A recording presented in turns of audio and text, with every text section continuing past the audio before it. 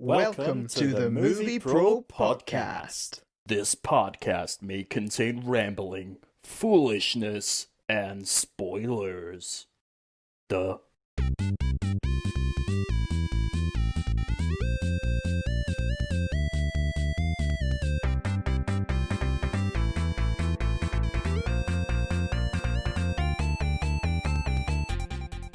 Hello and welcome to Movie Probe with me, Martin Cowan, and my co-host, Stuart Ryan Cinnamon. Stuart Ryan Cinnamon.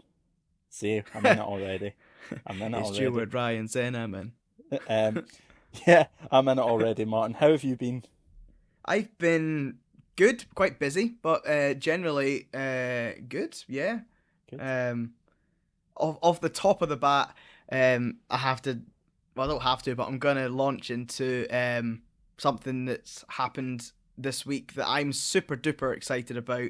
And that's the fact that my brother has just got engaged. Hey. And I am over the moon. So, Ian, I know you're listening, so just another congratulations to you and Lisa, who's also listening.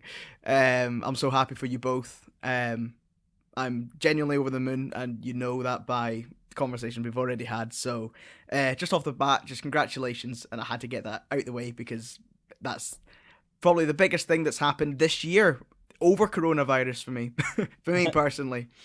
So yeah, congratulations. Yep, congratulations from me as well. That's fantastic. We'll send you the first lot of Movie Probe merch for your wedding present. That's such a good idea. Yeah, but anyway, speaking of news, it's time for everyone's favourite segment. That's right, it's Stu's News. Stu's News. So, here we go. News. Martin, I can tell you, there's not much news. So, I'm going to start off with this. Martin, did you ever see the Netflix movie Bird Box? I did see Bird Box. It was pretty good. Did you enjoy it? Yeah? Yeah. I thought it was good. Obviously, there's some huge similarities to the major hit A Quiet Place, but it still had enough of its own story to be different, and obviously it wasn't a rip-off. This is also based off of a book. And yeah, so I did really enjoy Bird Box. Yep. So as you said, it is based off of a book, and there was a sequel to that Bird Box book called Mallory. It's coming out on July the 21st, and apparently Netflix are in talks to make it a movie, so there is looking like there's going to be a sequel for Bird Box. Fantastic. I'm looking forward to it. I mean, I don't know where they'd go from where they are, but I suppose they're still, the way the Bird Box ended, they're still in a world full of whatever's going on. So yeah, I'm interested to know what that will be. But yeah, that'll be good. I'm looking forward to that, actually. Yep, it's I quite enjoyed it watching it. I remember watching it and being, relatively entertained for a Netflix movie. But speaking of, I was gonna say, speaking of entertainment, these is what happens when I try and put a link in, which do some links. Yeah, this I can't link the two of these. In fact, yes, I can. Give me a second. No, I can't. I can't. I thought I could, but I can't. So anyway, how do I pronounce this? Lee Whannell or Whannell or something, I don't know. He's in talks to direct Ryan Gosling in the Wolfman movie that we talked about a few weeks ago. Now, okay. This guy also directed The Invisible Man that came out earlier this year. Right. That's to one I some didn't good reviews. see. Yes, it's a really good movie. I've got it on my DVD shelf over there. Yeah, I've not watched it again, but yeah, it's one I would have watched if we didn't go into lockdown. And I think I didn't get a chance to see it before then. Yeah. So yeah. Yep. Well, that's that. And speaking of going into lockdown, we've had a few release dates changed, so I'm gonna rhyme a few of these off. These are 4 different films that have been changed, obviously due to the lockdown. We have the Forever Purge, which was supposed to be coming out in, I believe it was June or July this year. It's now going to be out in July the 9th next year. Right. Is that not was that not already pushed back once before? I think so. Yeah. I'm not too sure though. I think it was. I think we reported on it, because it looked like it was coming out this year. Well, it was Right, coming out right, this year, but it looked like it was coming out, but it was going to be like the first film that was in the cinema. I think that's right. what we Okay. last reported on it, but it's now changed to July next year. Then as well, also, um, sequel to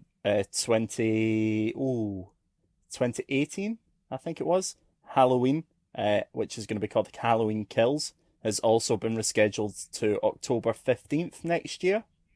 Oh, okay. And then It's. I don't suppose you know whether Jamie Lee Curtis is back for that one. Jamie Lee Jormpus.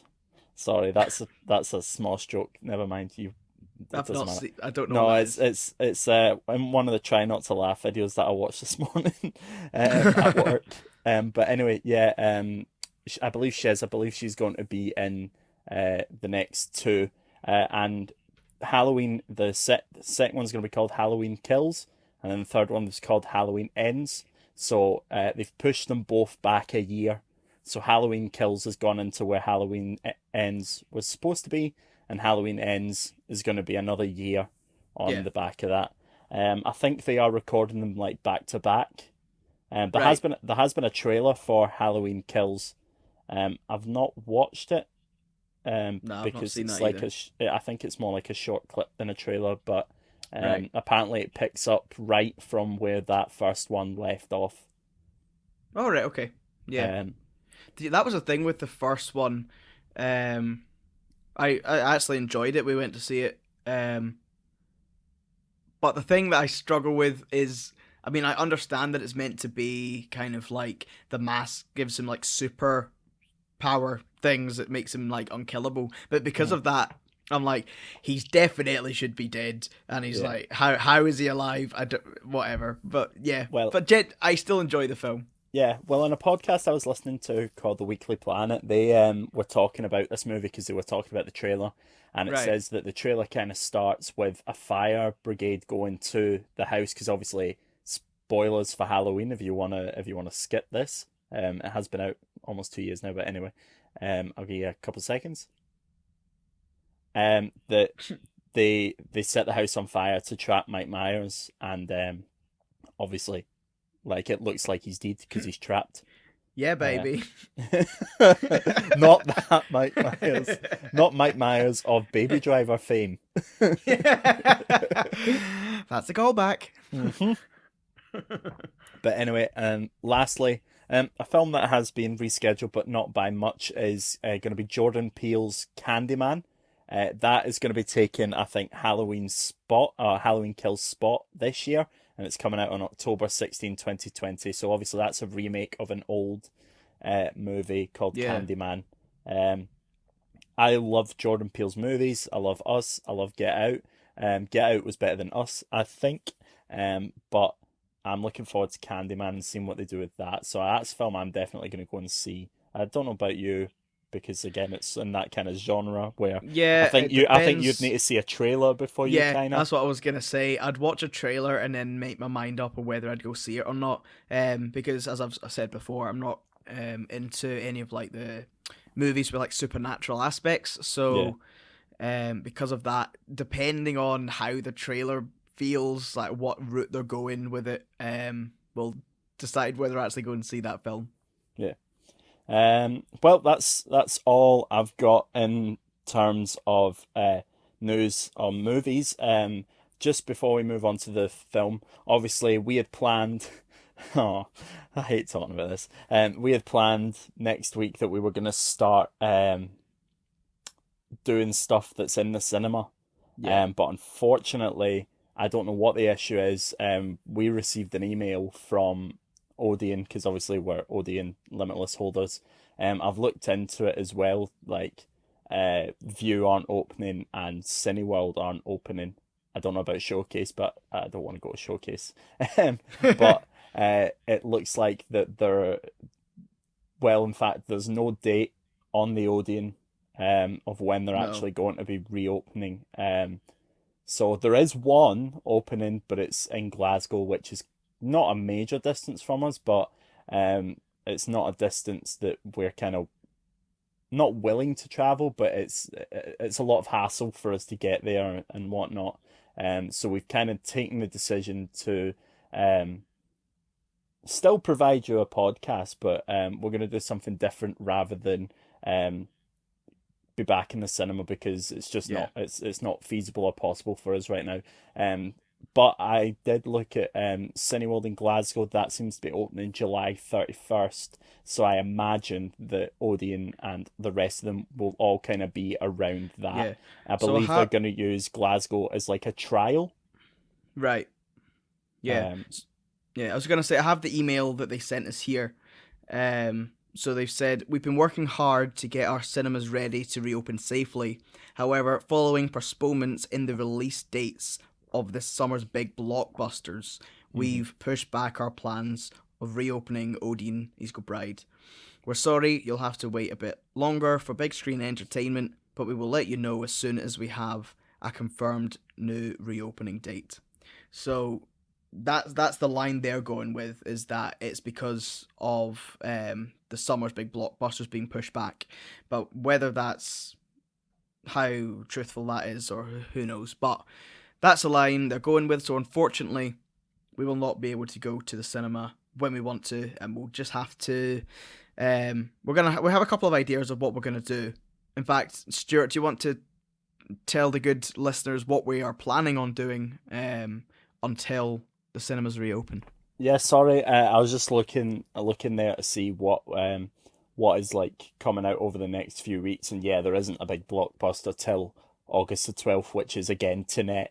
But again, just before I move on to what we're going to be doing, also in California, which is obviously in America, is a huge part of the movie franchise.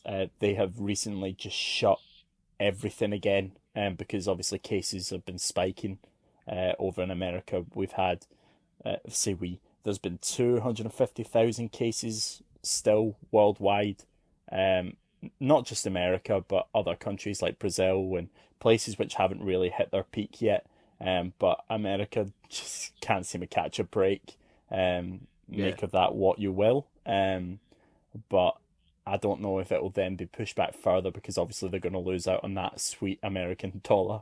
But but we'll see. We'll play it all by ear. We've got plenty. There's plenty of things we can do over the upcoming weeks. For example, what we're going to be doing is we're going to be starting by a window cleaner's just appeared at my window. I got a wee fright there. But yeah, but yeah, what we're going to be doing is Martin and I are going to be picking films that we know the other hasn't seen. So you're going to get a fresh take on it as well as a take, which of someone who's seen it loads, and which is kind of what we've done, kind of what's happened with today's film. Or film, I'll put film in comments yeah, brackets because it's not really a film, but as well as that, we're trying out a new format this week. Obviously, the past week we've kind of taken things, the past few weeks or so, we've taken things scene by scene and like kind of broke it down and analysed it and stuff. We're going to change the format because obviously when we're in the cinema, we want to enjoy the movie. yeah, We don't, exactly. yeah, and we don't want to be sat scribbling down stuff and then miss stuff and this, that, and the next thing. So we're kind of changing the way we do it, and we're going to do it as more of a discussion than me or Martin, whoever's filming it, is bringing all these scenes, speaking about it, and then the other one interjecting with stuff. Yeah, So bear with us. Obviously, please give us feedback on this. It is something that we want to work on, and it is something it's for me personally. It was harder yesterday. Yesterday it was harder trying to put notes together and stuff. So, bear with us for this one. It may be shorter, it may be longer. yeah. We're just testing it out. And this is the So yeah. thing with obviously this week we've given you listeners the right, or the option um, to to choose between Hamilton and Disney's Frozen 2.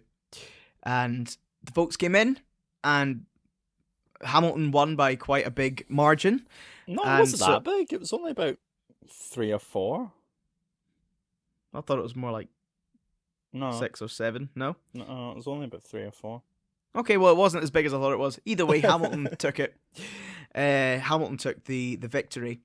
Can I just So- say before we get into this, Martin came out and basically made it as if I had an agenda and as if I was forcing people to vote Hamilton. But It's- because I was- we gained a few followers over that past week. So he's like, "Who are all these people following the page?" And I'm going, "Mate, they are my friends, but they are also people who listen to the podcast." I was just very aware that we had more votes on the post than we did have followers.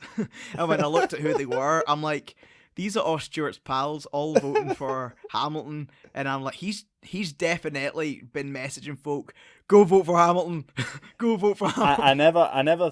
There's some people I did say I pushed my cause, right? That's what this film's about, right? I pushed my cause. I asked people to. You're go not and giving vote. away your shot. Oh, mate, I'm not even gonna start talking about it now. Like, okay, so we are just gonna. I've got my Hamilton hat on here, A.Ham. I Yeah. was gonna wear my hoodie. I was gonna wear my hoodie as well, but my hoodie's in what is called my fat bag. Uh, so essentially what happens is when I get into I am so bad at yo-yoing with weight that I have a case. It's this blue case. I'll show you it, Martin. There. Well, I'll get a bit behind the scenes. All right, I Yeah, see. Yep, there you I see go. the case. Um, I can so that- confirm to the listeners that is a blue case. Yep, that case has been in our family like 20 odd years. It's mental. But the blue case is filled in with clothes that are either too big or too small for me. And currently, it might be different now. I've not tried it on recently, but currently that Hamilton jumper is too small for me. I think it's in there because it's not in my wardrobe, so I Yeah. don't know. I was going to be like a pure Hamilton fan and like try and obviously I'm a Hamilton fan anyway, but I was going to try and find my program and my like all the stuff I bought when I went, but I thought, do you know what, that's just pushing it too far. I might do it for the gram later. That if would I be can. that's a good idea. But What yeah, was, anyway. Yeah, sorry. What was all I was gonna say before we jump in is that with this new format, is this is probably one of the worst films to try a new format on, simply because it is so long because it's not an actual movie. It's a stage show that's been recorded. Therefore, it's longer than your average film. It's about 3 hours long. It's longer than your average film, boo boo. So there's a lot of content, and as we'll discuss, because of the way it's made, there's a lot in it. boy. So yeah, so like Stuart said, give us feedback, but also please give us a bit of grace with this episode because it could go anywhere. Yep. So let's just jump straight in. So first thing I want to do before we jump in is you watched it for the first time. Yeah. I imagine I have now watched it on Disney Plus 3 times. I have seen the stage show, and I have listened to the music countless times. So I want to ask you before we go into it, that'll maybe change your opinion on some stuff. Do you have any questions that you can ask, that you want to ask me? As like, I'm not a specialist by any amount. There are people who know way more than me, but I can maybe answer some questions that you may have. Do you have any? This is the thing. I don't have any questions off the top of my head, but what I think is that because obviously Hamilton, every part of the show is music. There's no dialogue that isn't part of music, and it's all rap or spoken word. So there is so much stuff in every song. We and could do a series on like the songs. Like there's so much in it. We could genuinely do a podcast per song, and it would take up the same amount of time because there's so much in everything. And I've probably estimated that there's probably 60% of everything that was said probably went over my head. because there's so much in it. However, I think I've been able to follow the story well enough that I'm pretty certain I know generally what was going on, so I don't really have any real question. There was nothing I was confused about. I didn't watch it and go, I don't know what's going on. Oh, I'm quite surprised by that. Really? There was things that I thought that you were gonna get either really kind of about, or like you were gonna really question it, like the fact that some of them play two characters, the fact that King George is in it, like they were like things that I thought I that you were loved gonna be King George, like. by the way. King George was amazing. He was. If it was, I was gonna. There was a point. I think the first time I seen him, I was like, he's my favorite cat. He's my favorite bit about this whole thing. But that my opinion has changed. The fact that I've sat and watched the full thing. The show is Yeah. amazing. So I love his character, but Oh, it's not my thank favorite God you bit. said that. Yeah. So yeah. So This is gonna straight ease me off the so bat, much into it. straight off the bat. Yeah. This is. I knew I would enjoy it. Uh, Because I do enjoy musicals anyway, but yeah. I don't. I'm not super. I don't go and see loads, but the ones that I see, I enjoy. But Yeah, you I'm kind of fell out of it for a bit, didn't you? Not like um falling out as in like you would enjoy the occasional musical, but you kind of almost kind of fell out of love with the stage because you used to perform. Like we've performed yeah together. You used to perform. Now you still sing and whatnot, yeah but it's not theatrical stuff. But no recently you've kind of not fallen back in love, but there's that connection's kind of been made again in the yeah sense of sure you'd be up to like do a show or something like that. yeah no yeah so yeah you're right. Now that I think about it, there was obviously me and you. For people who don't know, used to go to a theatre school, and you went on from there to get a degree in musical theatre, but I Work professionally, man. yeah. Yep, there you go. But I decided, I left the theatre school, I think a year before you went on. I think you stayed another year and then went on. Two, Was it 2 2 years. years? Yeah. But I decided that I got to a point, where I just wasn't enjoying it anymore. I enjoyed doing the shows, I think, but, Mm. the amount of work that went into it the year, because we only done one a year at the time. I don't know if they do more Yeah. than that now. No. Um, No. yeah. So the amount of work that had to go in, and at that point, I had just fallen out of love with it and couldn't really be Yeah. bothered. I much more enjoyed singing than anything else, and it was more of a Mm. laugh, but it was just too much effort, and so I did fall out of love with it Yeah. for a while. But I should say, more recently, I've enjoyed watching. Oh, hold on. I've enjoyed watching shows a wee bit more, but also, like you say, I'm more open to being in shows again and performing. But Mm. so I have started to enjoy this sort of genre more again. But in terms of Hamilton, I also I like rap as well to an Mm. extent, but I don't listen to loads and loads of rap music. But what I Mm. do, but from what I do listen to, I like stuff that's very lyrically intelligent, Mhm. and that Oh and a lot boy, of yeah you picked a show. yeah Well, I um picked a show. yeah, and most of the stuff also, not only is it lyrically intelligent, but I like songs that are like storytelling through it. Like they're not just this is smart and this is smart. It kind of tells a story through the song. They're my favorite ones. So the fact that Hamilton is effectively 3 hours of that Mm. is a major tick box. Mm. So I knew I was like, I'm gonna like this. I don't think I was quite prepared as much for how switched on I was gonna have to be. I think it took me Mm. about 20 minutes to get into it, Yeah. because from the word go you have to be boom switched on, because it comes at you so quick paced, Yeah. and I'm like, whoa, trying And to that's pick up what's going on. For me, knowing absolutely nothing about the show, yeah. it was quite dense. And that's something that obviously is a difference between watching it on a screen Yeah, and yeah, yeah, seeing it in the theater. Because obviously, when you're seeing it in the theater, the atmosphere is completely different yeah. because that's all you can do. Whereas, like this, I've like I say, I've watched it 3 times on Disney Plus. The first time I watched it in my room, and it was like I was fully concentrated on it. The second time I watched it was at work. Um, my job kind of allows me at points to watch stuff because I work night shift and it's quiet in a hotel. Um, so I watched it the second time. In fact, it was only like Friday or something that I watched it, and then I ended Yeah. up having to watch it again last night because I completely forgot that we were doing this.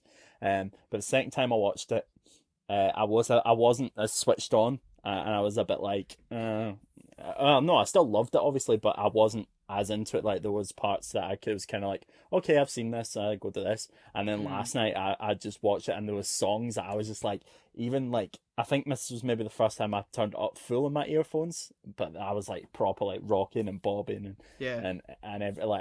again like um we should put up now spoiler warning for Hamilton. Oh yeah, Yeah, I we're know gonna that's a talk given, about, but yeah. I'll say it now so we can tick that checkbox and no one say you didn't say spoilers.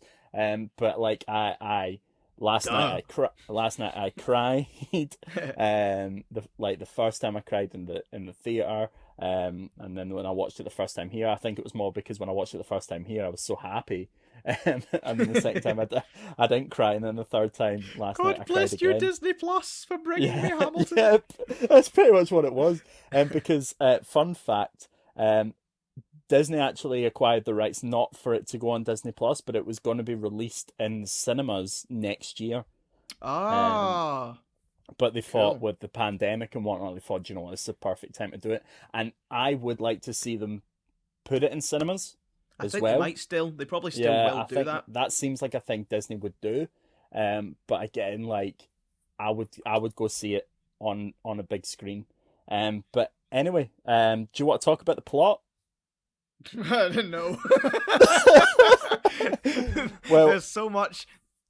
well, what do you want? What I'll do is I'll get a wee synopsis up, right? That's And a I'll good just idea.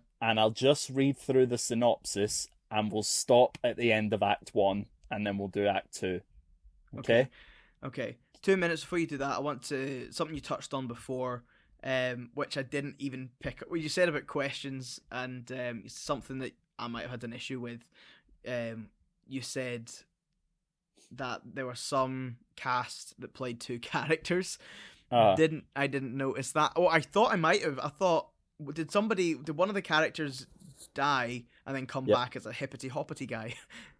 Right. Okay. Is that right? So this is very interesting, right? And I don't know if this is the actual theory or the actual thing because I haven't looked into it. Right. But this is something that I have noticed. So if you look from the first act, say for example, the person who all the people who played Hamilton's friends Uh-huh. turn into his enemies, Mm. apart from the one that dies, Right. who turns into right. So you have Thomas Jefferson, and in the first act he's Lafayette, so the French guy, and Yeah. he turns into Thomas Jefferson in the second act. So Right. the link there, I think, is France. So Right. Lafayette was obviously from France, or Marquis de Lafayette to give the full title. Um, so he was from France, and obviously Thomas Jefferson was coming back from France. So I think that's the link there. Okay. Um, Hercules Mulligan, and he goes on to play James Madison, who's like Thomas Jefferson's like wee hype man in the second Uh-huh. act. Uh-huh. Uh-huh. So I think their link is their difference. So I think some of them are linked in the sense of I don't know if I'm classed, but this is what I tried to make sense of in my head. But for example, so like Hercules Mulligan is very like outlandish and like loud and like brash, whereas Madison and fit, whereas James Madison's like he's like really kind of like sniveling and like a sidekick, whereas Hercules Mulligan is a sidekick, but he could have the strength to go off and be his own man. Whereas Madison to me seems like the guy who's like just a hype man, but like not a good hype man. He's always like there in the shadows. So I Mm. think that's the difference there between the two characters. And then the third one is John Lawrence and Philip Schuyler, isn't it? Yeah, Philip Schuyler, or Philip Hamilton, sorry, because Philip Schuyler's the dad. Philip Hamilton, who is Hamilton's son. Yeah. So Yeah. I think their link is obviously they both die. Right. Yeah. Yeah. And this is the one that I definitely think I've made up. But you know how the third Schuyler sister and Peggy, Yes. yeah, so Peggy, she comes back to play Mariah Reynolds, who is the woman who Hamilton cheats on his wife with. Right. Okay. So I think the difference there is she was so inconsequential in the first half, but in the second half, she's what effectively blows everything up. Yeah. Yeah. So that Yeah. that's See, this that's is just my theory, and it's how friends turn into yeah. enemies and stuff See, like that. it's So yeah. that's like one of my thinking Yeah. behind it. So all this is really interesting to me because I've obviously knew nothing about the show, and last night I sat and watched it for the first time and loved it, but felt overwhelmed by everything that was in it. Um, and literally, literally this morning I was listening to tracks on Spotify, Mhm. just not even in preparation for anything, just because I'm like, that was really good, and I really ideally would have loved to sat and watch the full thing again because there's so much in it. I feel like Yeah. to get everything out of it, or not even everything out of it, but for me to even digest properly the plot again, fully, I would need to watch it another 2 or 3 times Yeah. and listen to all because there's so much in it, and I'm definitely gonna do that. Because I really did enjoy it, and I feel even though I understood generally what was going on, um, I think I would get so much more out it the more I watch it, and that's a plus. This is something I thought of. I'm interested in what your thoughts on it are. Is that do you think? Well,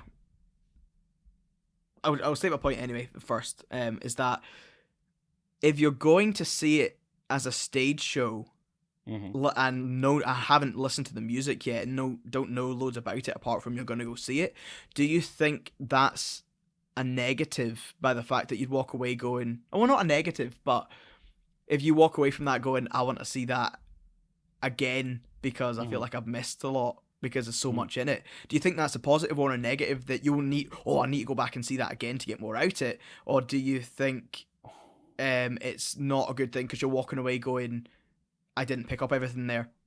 Um, I think it's genius. I think it's a genius marketing ploy in Yeah. the Oh sense yeah. of Yeah. you can't see it once. I think there's enough out there. So obviously, how I did it was I was kind of like you in the sense of beginning of it. So I'd heard all this Mm. hype, but I didn't really jump on the train.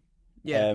Because obviously I when it came out, it's 2015, so I was in uni doing musical theatre, and all these people were talking about it, and I didn't bother with it.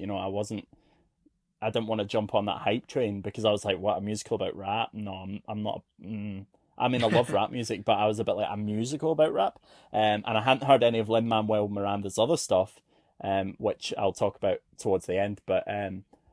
He, but eventually, I can't even remember how I got onto listening to it. I was just like, I love it. So I would recommend if you're someone who has heard about it, and obviously there's so much in it, I would listen to the music first Mm. and then go and watch it.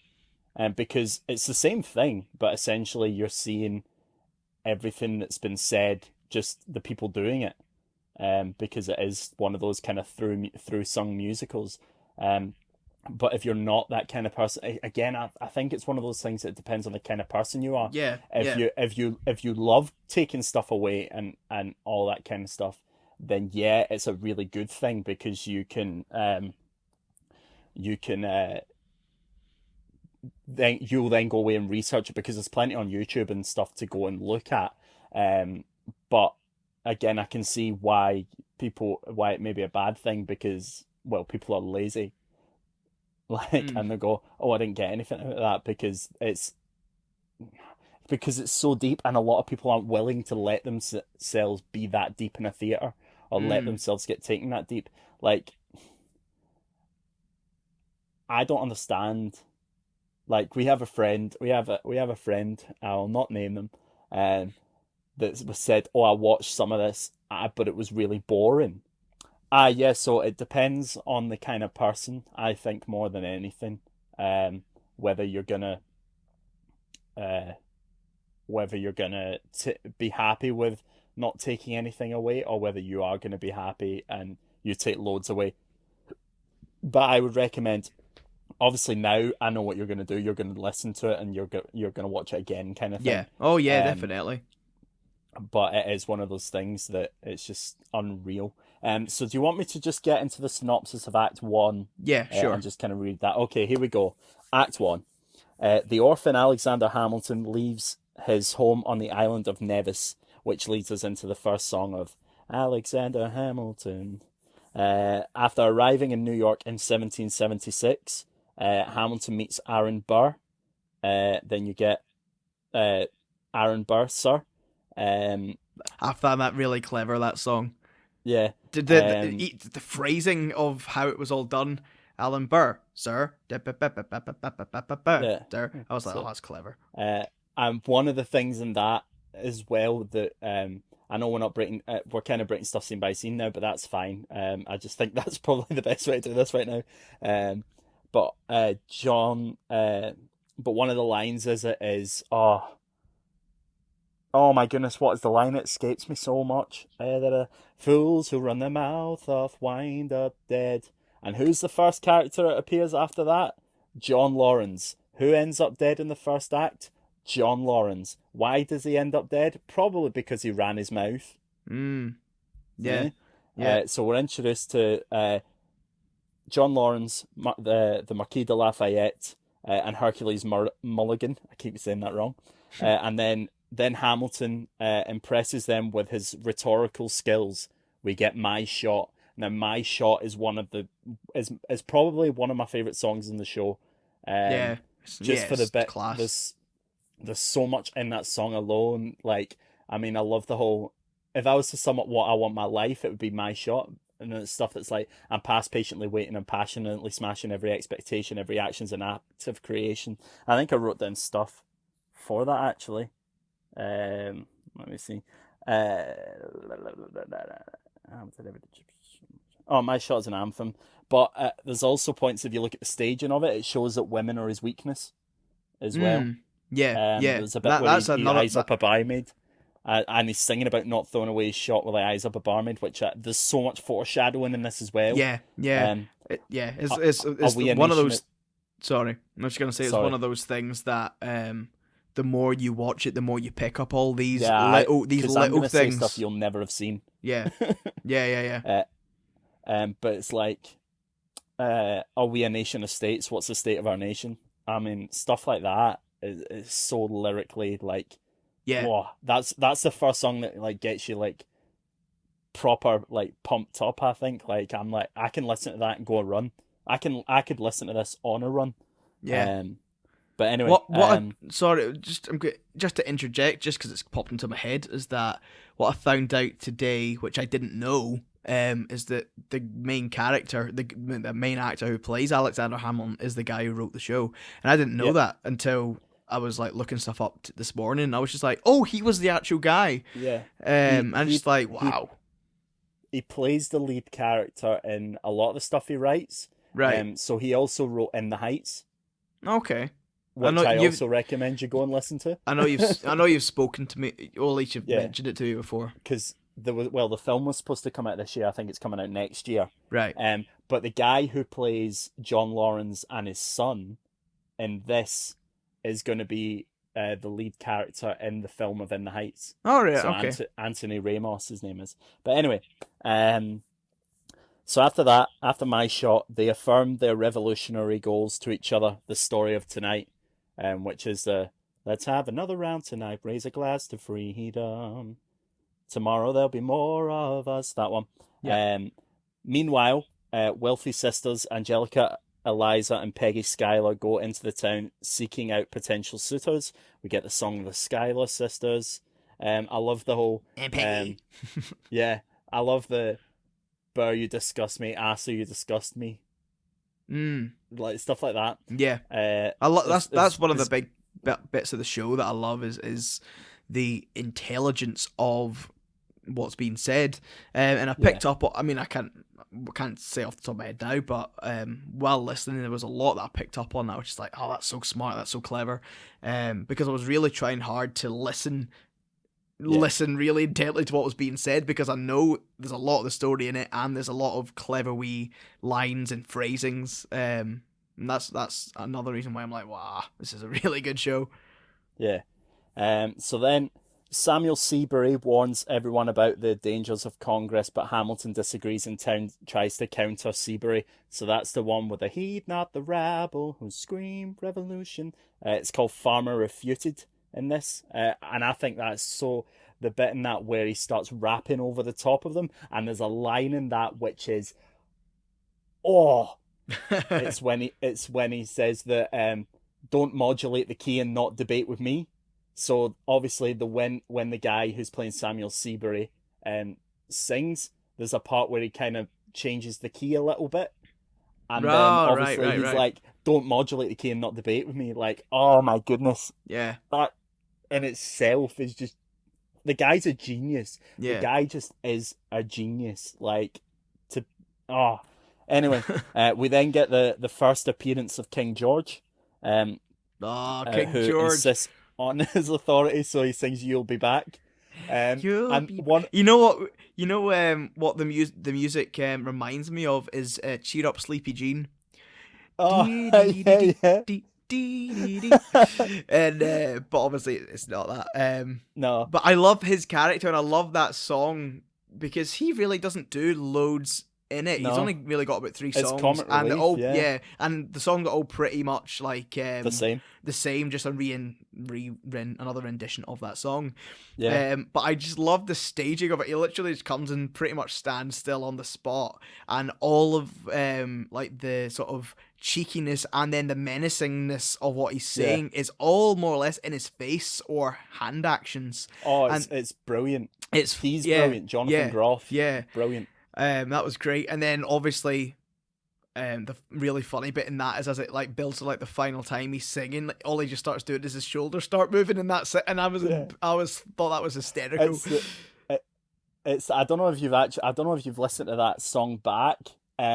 But I don't know. One of the things I'm not sure I liked is his in the recording is his everybody, whereas on the soundtrack he Oh does it yeah, like everybody, like it's more like. But I'm yes. I don't know. I still found it funny, but I was just like I kind What of missed one it. you preferred The the soundtrack, not the Yeah, Disney I Plus, prefer the right? cast recording. Right. Yeah, I prefer the cast recording, but I get the funniness and I get the comedy of everybody. I laughed a lot at that when it suddenly just Yeah, everybody. And I know we're but not at this bit yet, so don't shoot me down. But the next uh, time he sings, and he's standing in this red light, yeah, and then he yeah, just says, yeah. I was gonna bring it up. Yeah, "Is blue," and he just stabs his foot as he says "blue," and the light just I knew changes to you would blue. love I that. was in bits at that. I knew you would love that. I knew that was one I went. If Martin hates this whole thing, I was like, he's gonna like that bit though.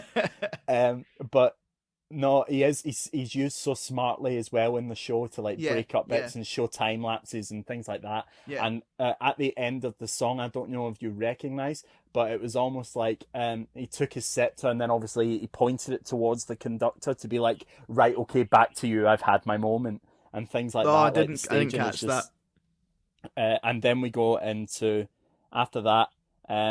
Well, after that, it kind of moves back into what's called the New York and New Jersey campaign, which was where a lot of the fighting took place between the British and the Americans, and we get the song "Right Hand Man." Um, Obviously, it's where Hamilton accepts a position as George Washington's aide de camp, and then in bracket it says right hand man instead Yeah, of field command. And I love this song as well, like just from everything from like 2 minutes. I've got stuff written down here, I think, for this one. That I've written down that George Washington's entrance is the best. Is the best entrance because he gets the whole here comes the general, ladies and gentlemen, the moment you've been waiting for, the pride of Mount Vernon. And I hear, to be fair, I hear Mount Vernon, I kind of laugh a bit because there's a Mount Vernon in Scotland, and I'm like, Mount Vernon. But also during this, the choreography in it is brilliant. Hamilton, at this point, is shown to be a war genius, like, for obviously where there's everything going on, and he's like, they're battering. Oh, I can't even say it.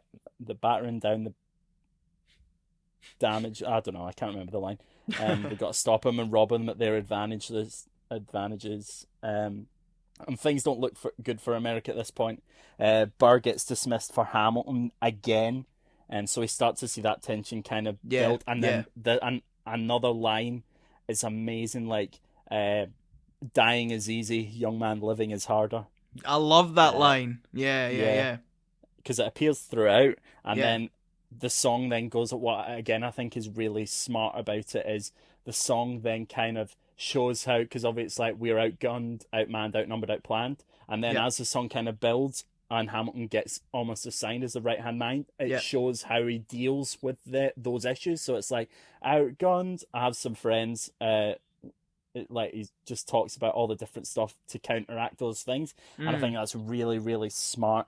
So after that, we get the dun dun dun dun dun dun dun, and his right hand man, boom boom boom boom boom, and we move on to Philip Schuyler's ball, and we get our Winter's ball. And what do they have in common, Martin? They're reliable with the ladies. The thing is what I found interesting about that is, I felt like that song up until that point was relatively like serious, and like in terms of like there was points getting made and blah blah blah. And what do they have in common? They're reliable with the ladies, and it's just like they suddenly switched to this humor. I'm just like, I loved how it was able to switch between being serious and being funny quite easily and seamlessly. It does. Yeah, it does that way. We'll get there later on in Act 2. With the big emotional like section, and then it's just they literally bat it away. Like after, well, they don't bat it away, they acknowledge it, but then they move on like like really, really goodly. But anyway, we get the song, obviously, A Winter's Ball. Eliza Schuyler falls hopelessly in love with Alexander, who reciprocates his feelings, and the two of them get married in the song Helpless. Something that really kind of got me here, and we'll talk about it more in a minute, is marriage back then seems like an absolute like scheme, like, because obviously he like in A Winter's Ball, they said, if you could, Burr says to Hamilton, if you could marry a sister, your rich son, and then he replies like, is it a question of if, Burr, or which one? And then you're like, wait, what? So and then you kind of get led down the path of like he only married her because he's a sister, and I think Angelica kind of, because he gets introduced to Angelica first, and we'll talk about Angelica in a minute. I don't. That's one thing that I hated it or went, what's that about? I kind of went, is that what marriage was like back then? Like, I mean, I feel like I could imagine that was the case. Yeah, I think for people in those kind of positions, back then, a lot of what marriage was either political or all about wealth. Like, who's gonna get me and my family further in life? So I think that it shows you in that song that Alexander's talking to her father, and more or less it's almost like striking a deal. Like, this is who I am, and this is what your daughter and you gain by allowing me to marry her, and I'm gonna and so it very much does seem that way, that it's less of a love thing and more of a convenience and trying to get further up in the world, because that's a theme throughout this whole show. Is Alexander's never happy with what he has, and he's constantly striving for more. Yep, he will never be satisfied, which is the Yeah. next song we move on to, and obviously that's kind of led by Angelica, who suppresses her feelings for the sake of her sister's happiness Yeah. At the wedding. And what I love about this scene is how it's the same scene as Yes. Helpless, Yeah. I like almost really to the point. enjoyed this. Yeah.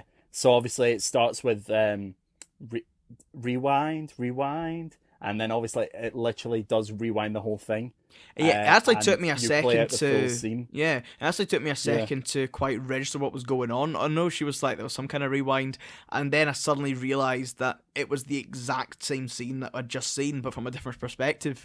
And I'm yeah, just like, oh, that's so clever. yeah. Um, yeah, And even the words in it, like one of the lines is Ben Franklin with a key and a kite. You see it right, but I don't know if you noticed this, but see, obviously she's referring to there was electricity between them, hmm and I don't know if you've seen this, but when she said Ben Franklin with a key and a kite above her, the lights turned on. Like there's um, little lamps that hang down. She was like, Ben Franklin and the key and the kite. right, Bing, you see it right. So it was like electricity. It showed that electricity and things like right. that. I That's missed. that's Nah, that's something I directorial. So missed. that's Yeah, yeah, yeah. Well, that let us say that's this is I've seen it so much more than you. yeah, So anyway, after the wedding, Burr congratulates Hamilton on his position as aide de camp to Washington. Hamilton admits that he'd much rather have Burr's position on the battlefield. We get the reprise of Story of Tonight. Well, if it isn't Aaron Burr, sir, you are the worst, Burr. Sorry. Love that line. Yeah, Um, yeah, Burr reflects on Hamilton's swift rise while considering his own career as more cautious and wait for it. So obviously we learned that Burr is married. He's having an affair with a woman who's married to a British officer, yeah. and we get to see that. What I think the show as well does so well is obviously it humanizes a villain. So we're kind of led down the garden path and at the beginning to believe that Burr is, in fact, the villain of this whole show, when Mm, actually that's not the case at all. no. Um, And that is what's interesting when you think about the villain as you go through it. There really isn't a main villain apart from Alexander himself, who kind yeah, of is very self-destructive and causes his own downfall. downfall. And Yep, so that's what's interesting. yep. Like obviously from the beginning when he's like, "I'm the damn fool that shot him," Yeah, you yeah, are then kind of believing that, oh, I shouldn't like this guy, but I mean, we'll talk about yeah. characterization stuff at the end. But anyway, another line that's great in this is, I am inimitable. I am inimitable. Inimitable.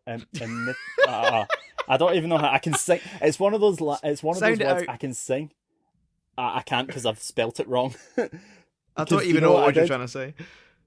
I am inimitable. I am an original.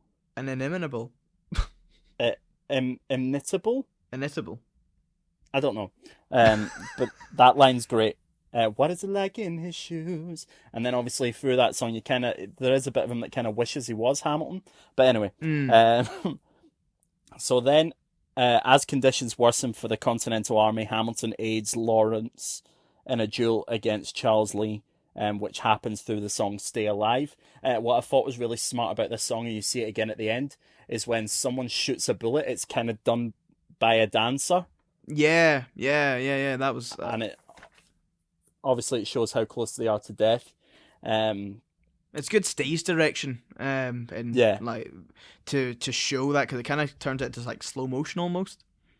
yeah, it's great. It's great. Yeah. Um, what you get a great line in "Stay Alive," which is, "I'm a general." Wee. I don't really remember that bit to be honest. It's when he promotes the other guy, and it's like, instead of me, he promotes Charles Lee, makes him second in command. I'm a general. Wee. Oh He's not yeah, the yeah, choice yeah, I yeah, would yeah, have yeah. gone with Yeah. me. A bed at the Battle of Monmouth. Everyone attack, retreat, attack, retreat. I That remember. one. I remember Um, now. so obviously he then comes out and slags Washington off. Hamilton's like, he has to pay for that. Mm. So John Lawrence is like, here, I'll do it. And then they go into the 10 dual commandments. Yeah. Um, Great song. Again, don't know if you noticed the choreography in this, but every time they mentioned a number, they Hmm. did something in the choreography with that number. So even if it was like one, they would like circle a one around. When it got to six, there was six of them that was stood in a row. I was just like, man, it's so No, I mean, I knew they were moving in time with the music, and every time there was like one, something would happen, but I didn't quite pick up that yeah, everything was like to do with that particular number. Really, yeah. that's So cool. then, yeah, so then they shoot. Obviously, Charles Lee gets shot. He doesn't die because it's just in the side. George Washington comes down. We get the song "Meet Him Inside," and this is where you kind of Hamilton's issues with like family and stuff. Um, this is when you kind of like it's mentioned little here and there throughout the film, but obviously we get the "Don't call me son, I'm not your son." Yeah, yeah, Call me yeah. son one more time, and you can see it really, it really See affects that? him. Yeah, and this is a thing I didn't pick up. I mean, I understand now that you've mentioned it. It's to do with his family issues, with the fact that he's an orphan and all the stuff that's went on with him. But while watching that, I didn't quite understand why he had such an issue with being called son. But now I get it now. Yeah. I need to rewatch this film. So much. So, so yeah, Hamilton then gets temporarily suspended by Washington. He gets sent home. Uh, Pardon me, sorry. Because of the duel. Yeah. There he finds out that Eliza's actually pregnant. Wait, She asks baby. Hamilton. Yep. She asks Hamilton to slow down and take in what's happened in their lives. And we get the song "That Would Be Enough." You Mm, can really see the relationship between them and how she's like his rock. At this point, obviously he underappreciates that. But she's yeah. like there for him. Like she even when she's pregnant and that she's like, look, I can't begin to know the challenges you're facing, the world you keep erasing and replacing every time, like stuff like Yeah. well, And what's so sorry, sorry, I was just gonna say that that just reminded me of the similarities between that and kind of in The Greatest Showman, his yeah, journey with his wife and his kids and not appreciating them enough, and always yeah, striving for more of this. That similarity between those two characters, it just something I took away from that was like that's just character traits is not appreciating what you have and always yeah. striving for more, and the similarities between the two in that situation. Hmm. So after that, Lafayette persuades France to get involved on the colonist side. We get the song "Guns and Ships," which has the most words in a minute Oh, in a really? song. Yeah, that's the one that's like, "I'm taking this horse by the reins, making red coats redder with blood stains, and I'm never gonna stop it, and I'm making trouble." That one. Right, right, right. Oh, it's brilliant. And do you know what? I didn't actually realize. So you know how the bit where he's like, "Get your right hand man back, yeah, get your right hand man back," and I didn't actually realize the words were, um, "Yeah, you got to put some thought into the letter, but the sooner the better to get your right hand man back." I had no idea that those were the words, and I've listened to this song so much. I Yeah. thought it was something about putting something to the lead or Right. something like that. I don't know. Oh, with But yeah, anyway, yeah. sorry, on you go. I was just gonna say there's so many like rap songs or even songs with like quick words that I'm like thinking of what the words are until I see it written down. Like, oh, Watch that's it with not I've been subtitles. yeah, that's not what I've been watching Yeah, at all, singing at all. yeah, watch it with subtitles. That's what I've done now. So he urges Washington to call Hamilton back to help with the final stages of planning the siege of Yorktown. Um, Guns and Ships is one of my favorite songs in the whole thing. Yeah. To get your right hand man back. Yeah, I could. Oh, I love this show. So anyway, um, Washington agrees but explains to Hamilton, who is convinced that he should die a martyr and a hero in war, that he should be careful with his actions because whatever he does, he will be known for ages to come. Where we get the song "History Has Its Eyes on You." Again, Hmm. a great song. I love the "Who lives, who dies, who tells your story," like stuff like that. Yeah. Oh, This what was oh, frustrating me this morning was that I went to put mm, on some of the soundtrack on Spotify, and I'm like, I don't know what the songs are called, and there's so many because ah, the whole show is songs. yeah, I'm like, I don't know what to put on, So the Just start at the top. Well, Just start at the top. well, Work your way through. I did, but I'm like, I don't have 3 hours. So what I did, I literally just went on to the artist bit on Spotify and just listened to like the top 5 songs that were there. That was like Alexander Hamilton, My Shot, Sacrificed. Was that what it's called? The one with the Satisfied. Satisfied. That one. Listen to some of them because I don't know where to start from. Yeah. Because of some that I remember like these are so good. Yeah. So anyway, we get the Battle of Yorktown, where Hamilton meets up with Lafayette to take the British down, revealing that Mulligan was recruited as a spy. Oh, that's a brilliant bit as well. We had a spy on the inside. That's right, Hercules Mulligan. Yeah, and he comes. I'm taking a spy out of the British government. I'm taking the measurements. So he helps them how to figure out how to trap the British and win the war. And we get the world turn upside down, which, again, choreography. The world turns upside down. They start turning furniture and everything upside down.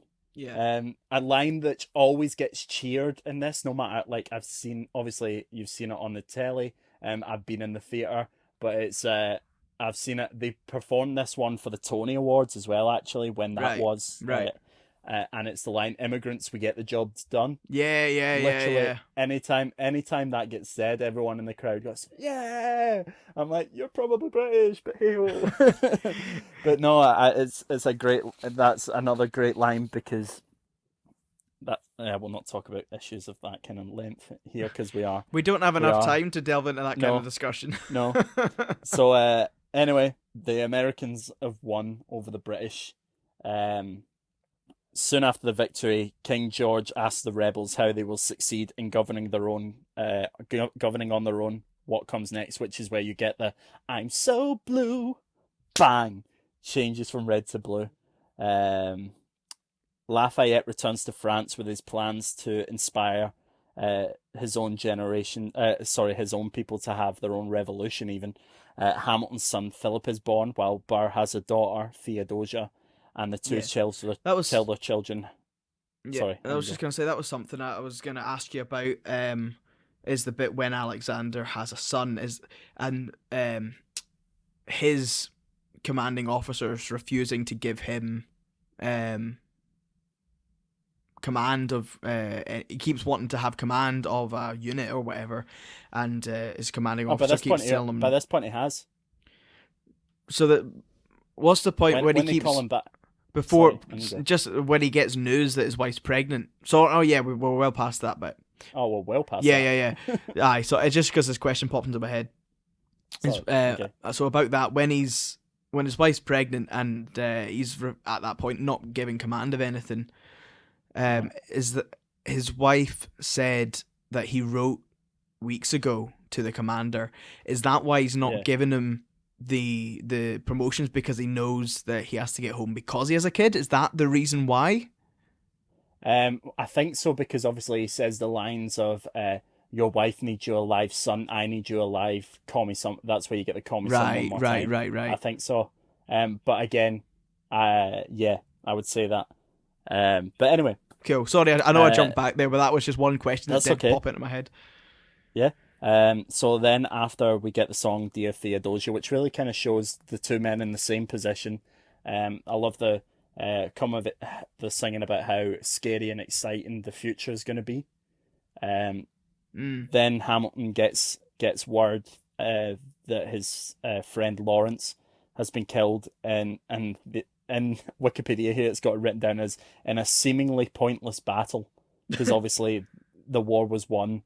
So there was no point. And then we get the whole how he fought to emancipate 3,000 black slaves for the first black infantry or something like that. And then we get him singing "Tomorrow There'll Be More of Us." So then we get the song "Non-Stop," which closes off Act 1. He becomes the co-author of the Federalist paper and is selected as Secretary of the Treasury. That's when you get the "Do you want me to run the Treasury or the State Department?"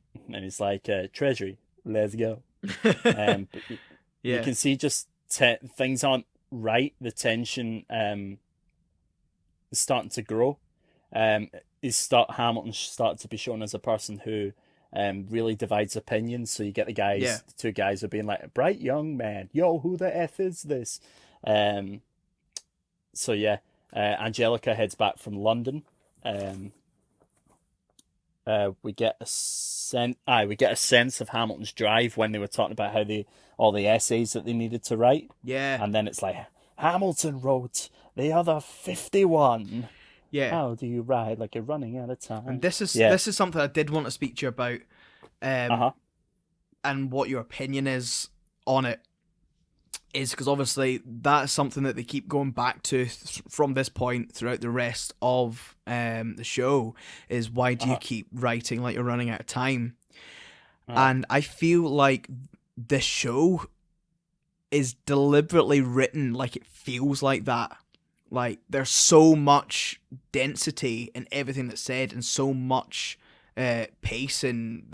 There's no point in this film in which you sit back and go, oh yeah, this is just a nice wee song, or I don't need to pay full attention. It's like everything is crammed in to this, and I feel like it's written in such a way that it makes you feel like there's this tension, there's this time restriction throughout the whole thing. And do you think it's deliberately written that way to make you feel that tension of there's so much you need to keep paying attention, because Alexander also is trying to keep going because he's running out of time? Do you think that was written like that deliberately? I think we are, as an audience, are meant to feel the pressure that he's under. I think we are kind of put in as oh, we need to get this done, and how important it is to him, almost to his detriment and his downfall, as we see later on. But Yeah. I think that's the thing. It shows how, how driven he is for like his work and stuff like that. Yeah. Yeah. So I was taking a drink of water there, but yeah, I think that you are kind of meant to feel like that. I don't think when you're saying that you make it sound like it's rushed. I don't. No, think no, that I don't you mean feel rushed at any no. point in the show, but you do feel an importance of Yeah. how he needs to Yeah. do this and how he needs to do this. Yeah. I just mean that there isn't any lulls in it. That's everything is very precise and to the point, but very very dense, and like it's you can't switch off, and it's almost meant Yeah. to, I think it makes you feel that sort of I think it helps you go with that mentality that Hamilton's in, that he doesn't have well, like he's writing like he's running out of time because he's got so much work he has to do. And I feel like the show kind of echoes that, and almost like there's so much plot I have to put into this before I get to the end, because there's so much story. I don't know if there's a parallel, or if it's deliberately meant to feel like that. Kind of. I think it definitely feels more like that in Act 1. I feel like there is a lot in the whole show, but I think Act 2 is actually stronger for character development more than anything else. I think Act 2, I'll speak about both acts when we get to the end. Yeah.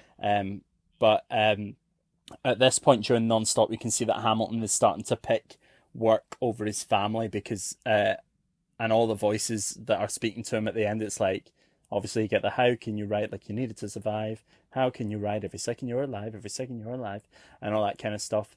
And then it ends with him running up the stairs away from his wife and his family, with Washington, and him just saying, I'm not throwing away my shot. Boom. Yeah. End of Act 1. Yeah. Right, okay, so that's the end of Act 1. A lot in it. Yeah, as you say, there's so much in the show. I was actually, as I got to the end of Act 1, because there's so much in it, I was like, oh, give me a wee break for a wee second, just so I can have a wee break from consistently listening and taking everything in. But what trying to think what point we're at. Yeah, so the war is over by this point, and he's about to go back to war. Yeah, not the war's over. He's left the army, now he's coming back to the army. No. At this point, no, he's joining at the end of Act 1. So America's won the war. They formed they're starting to form their government. That's right. Yeah. And he's been chosen to work as the Secretary of the Treasury. Yeah.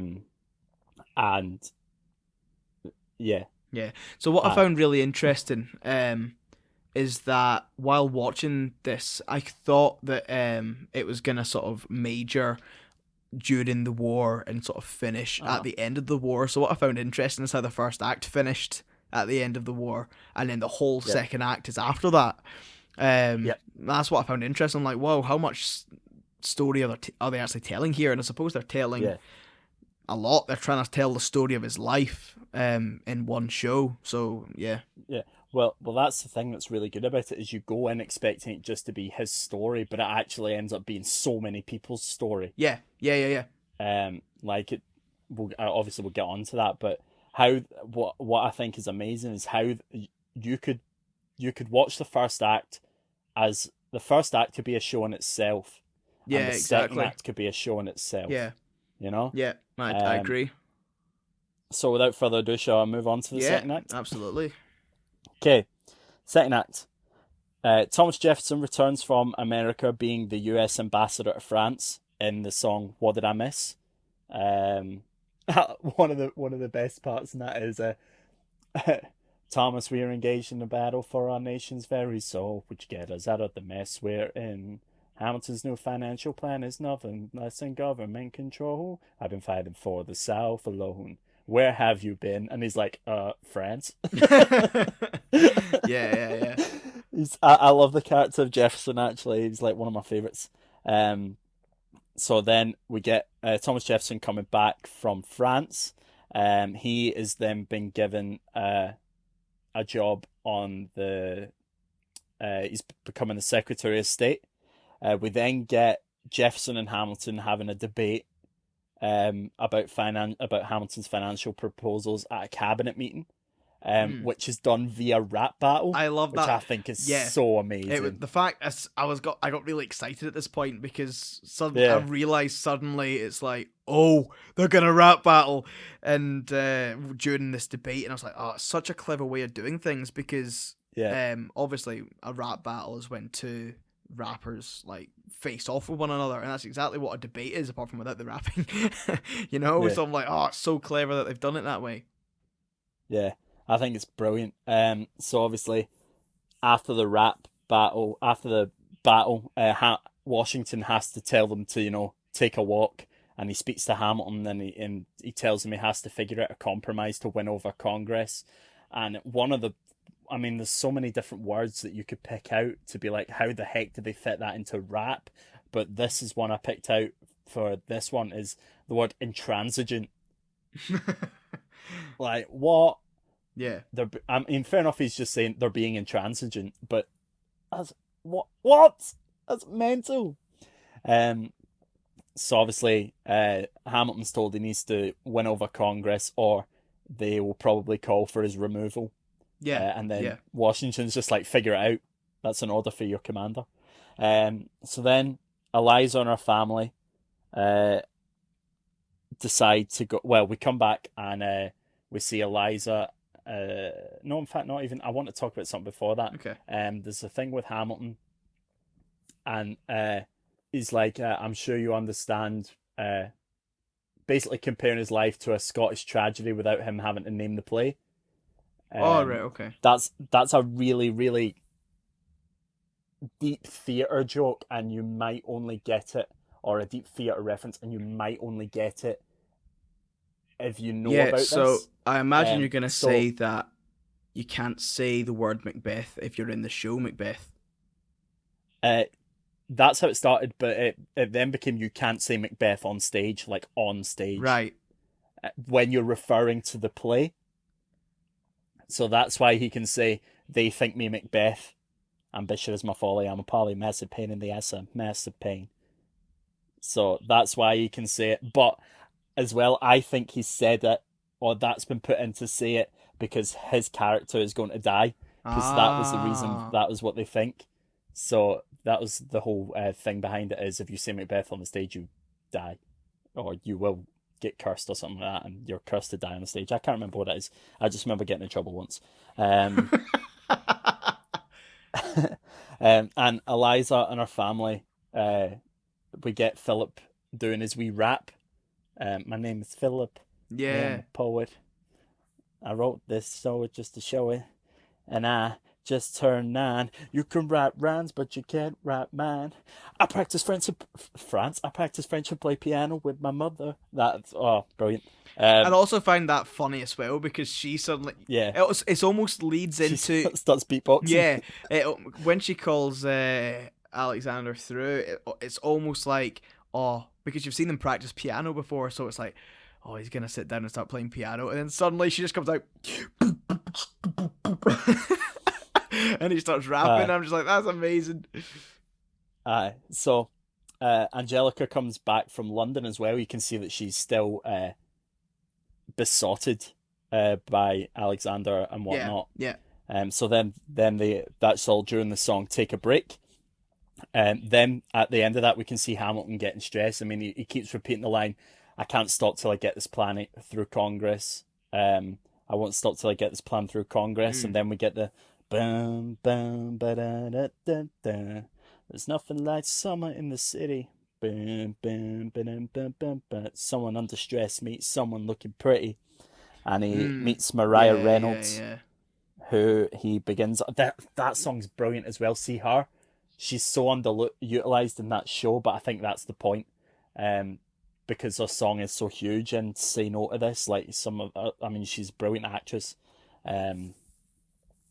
But like Say No to This, just a class song. Like you can see, this is where things start to change. Trouble starts to turn. He doesn't just sleep with her once. He even says, I said that last time, it became a pastime. Yeah. So how he's constantly he's now just sleeping with this woman. Yeah. He then ends up getting sorry. I was going to say, and as you said, it's this has been foreshadowed that it's coming because throughout the show, because you've seen him looking at other women. You've seen how he's been writing to his wife's sister and all that stuff. And so it's very much foreshadowed that he's not going to be faithful. So when obviously it comes to a head in this song. Yep. So then he gets extorted by her husband. So he now has to pay her husband like a certain amount of money a month. Otherwise he'll tell everyone that he's sleeping with his wife. Yeah. So then we get the song again, and this is another one of my favorite songs, "The Room Where It Happens." Yeah. It's Burr's big moment. Showing what he pines for, and it really kind of gets across how badly he wants to be in this. All these things are happening, and he just basically has to sit there and watch it all happen in front of him.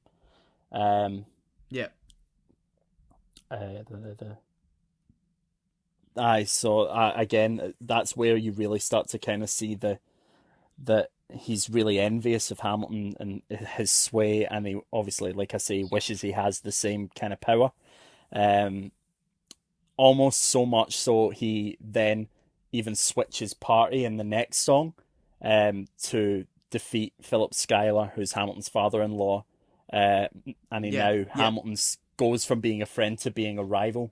And he even says to him, I've always considered you a friend. And Burr's like, well, I don't see how that has to end. And he's like, you changed parties to run against my father-in-law. Yeah. And then even tells him that your pride will be the death of us all. Beware it goeth before the fall. Yeah, it's at this point that the tension continues to rise between the two. It's really the spark, because up until this point they were at least friendly. But as you say, the fact that suddenly he's now a direct opposition to him in the running, is really does spark that, we're now against each other mentality. Yeah. So we get another cabinet meeting. There's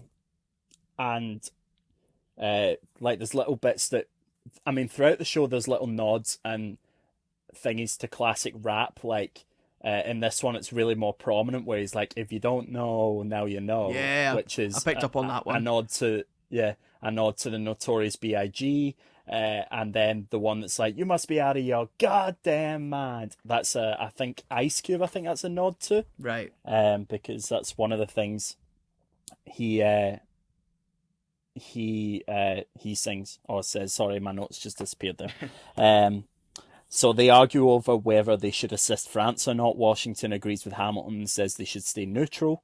Then we get the song Washington on Your Side, which shows I've put in brackets bad guys scheming, because we're kind of led to believe they're the bad guys, because they need to find a way to discredit Hamilton. And there's another brilliant line of fast rapping in this is, I'm in the cabinet, I'm complicit in it, watching him grabbing the power and kissing it. Washington isn't going to listen to dissonance. This is the difference. Dissonance. This kid is out. Boom. This immigrant's keeping us all on our toes. A brilliant song. So they're all seen to start scheming. Hamilton then goes, and you can see he's visiting Washington, delivering letters, and then he gets told that Thomas Jefferson's just stepping down so he can run for president. And Washington decides that this is the time to retire. I found that a really interesting point, or what? It was really emotional, wasn't it? Yeah, it was emotional, but at the same time, I thought it was like, why are you making that? I mean, I do understand, and obviously makes the point that he wants to retire, or I say retire, but step down, because he actually wants to spend the time with his family which Hamilton refuses to do. He wants to keep going. And, he doesn't understand that. Yeah. So I really enjoyed that bit, but in Hamilton's perspective, it's like just when he thinks he's got the upper hand to Jefferson, gets the rug pulled out. From under it's pulled out from under him, because instead of him running against him, he's now who he thinks he's going to win against. He's pulled out and then went for the position above him, and he's going to get it because his commander is stepping down. Not quite yet. Not quite yet. Well, something that happens before. Oh, right, okay. Yeah, you're right. I think it's again the whole spoken word bit and how it transitions into him singing. It's gorgeous. I mean, that's one of the most underrated, gorgeous moments of the show. And then we get another appearance from King George. Yeah, he comes to lighten the mood by. He receives word that George Washington stepped down and he's going to be replaced by John Adams. So he sings the song "I Know Him." I like the bit when he's going on about, I didn't know that someone could do that. I was just like, that's funny. Yeah. So John Adams becomes the second president and fires Hamilton. Anyway, so Adams fires Hamilton. Hamilton, in response, publishes an inflammatory critique of the new president, showing how much power he has with the pen. But what I want to talk about in this is the beginning of the song, The Adams Administration, where Burr's doing his wee, you know how he does his wee bit. How does that one? And he gets into it, and King George is just sat at the side watching it. Oh, yeah, that's really funny. The wee dance was hysterical. Yeah. That was another one I went, Martin's going to love that. I did. So, the bad boys then think they have Hamilton. I'll put it in brackets here. The bad boys think they have Hamilton by his knackers, because they figure out that he's been putting money somewhere, and they believe it's with government funds. Yeah. Hamilton tells them the truth. I've just written here, bad decision. Mistake! Yep. Yes, I watched that episode recently as well. And out of the fear that his affair will be used against him, he tries to, he kind of believes that Jefferson and Madison won't really do much for that information, but it's Burr that he's kind of like, how do I know you won't use this against me the next time we go toe to toe? And he pretty much says, well, I will. Yeah, but I love the whole when Burr goes to read the letter and he's like, "Dear sir, I hope this letter finds you in good health and in a prosperous enough position to put wealth in the pockets of people down on their luck. You see, that was my wife. You decided to..." What? Yeah. And I just think that the guy David Diggs, who plays the two, like Lafayette, and I think he's probably maybe the best thing in it. He's class, yeah. I don't know. He's class. But yeah, so then that moves into the song Hurricane, where Alexander's like, I'm gonna he kind of comes to the decision that I'm gonna publicize my affair.